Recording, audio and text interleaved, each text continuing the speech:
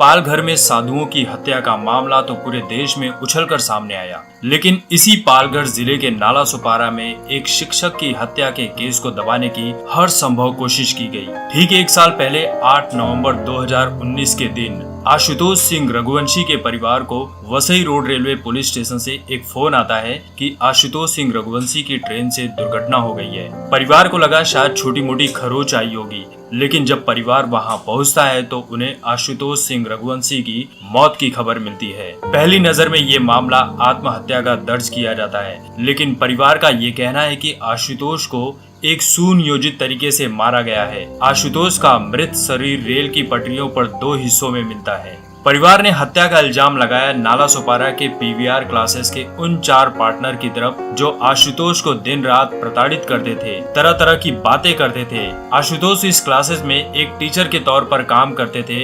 वो वहाँ पर गणित का विषय पढ़ाते थे।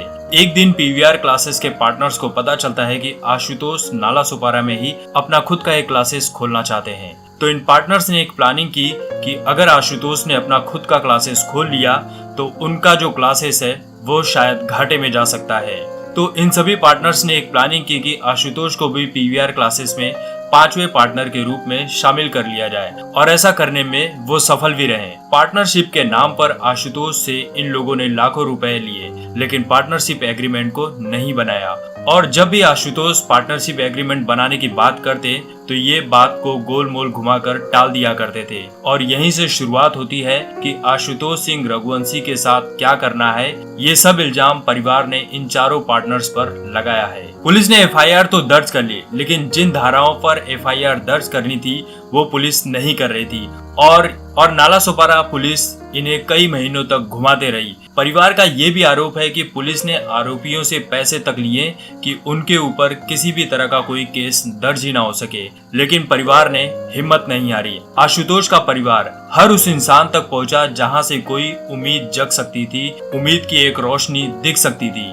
कुछ ने साथ दिया तो कुछ ने इसे इग्नोर कर दिया। परिवार कई बड़े नेताओं तक भी अपनी गुहार लेकर पहुंचा, यहाँ तक कि महाराष्ट्र के पूर्व मुख्यमंत्री देवेंद्र फडणवीस के पास भी। कुछ दिन के बाद परिवार ने उस पुलिस वाले एपीआई दीपक गिरकर का पुतला तक जलाने की कोशिश की, जिसके ऊपर परिवार पैसे लेने का आरोप लगा रहा था और केस को दबाने की कोशिश भी कर रहा था। इन्हें रोकने के लिए लगभग 100 से भी अधिक पुलिस वालों को बुलाया गया। जब बात पुलिस के ऊपर आई तब पीवीआर क्लासेस के उन सभी 4 पार्टनर को वसई से गिरफ्तार कर लिया गया, जहां वो लोग कई दिनों से छुप कर बैठे हुए थे। इनके ऊपर अब पुलिस ने धारा 420, धारा 406, धारा 120B और धारा 384 लगा दिया है। पिछले 1 महीने से ये 4 पार्टनर जेल में बंद हैं और 2 बार इनकी बेल रिजेक्ट हो चुकी है।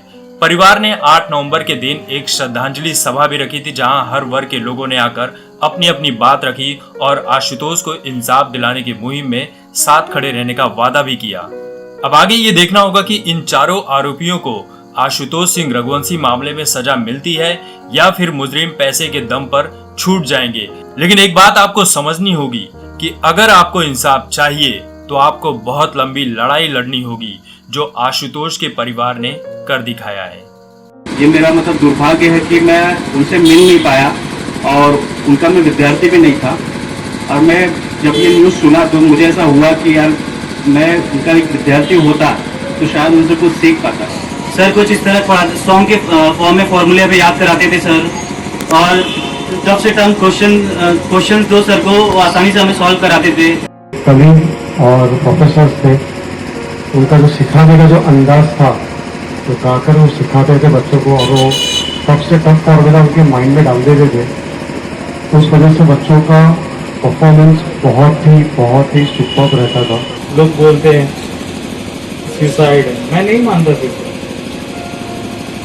क्योंकि जो इंसान में ये काबिलियत थी कि ग्रेट अलेक्जेंडर जो कहा जाता था, वो जो ग्रेट वॉरियर था, लोग बोलते थे कि अगर उसके बाजू में कोई बैठ जाए वो इतना ज्यादा मोटिवेट कर देता था सामने वाले इंसान को कि वो पूरे पृथ्वी को जीतने की काबिलियत रखता था।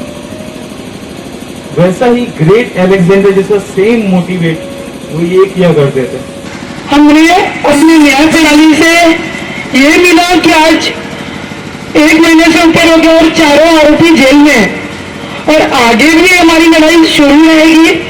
ताकि ऐसे लोग दोबारा और किसी बच्चे की जान न ले। कि हमारे बीच से इतना बड़ा होनहार बालक कैसे निकल गया और अपराधी किस्म के शिक्षक इस समाज में घूम रहे हैं, ये किसी को नहीं मालूम था। क्योंकि वो एक अच्छा शिक्षक था। बहुत सारे बच्चों को मैंने देखा है वीडियो, कैसे नाचते गाते पढ़ाते, खुश मिजाज बच्चा आत्महत्या नहीं कर सकता।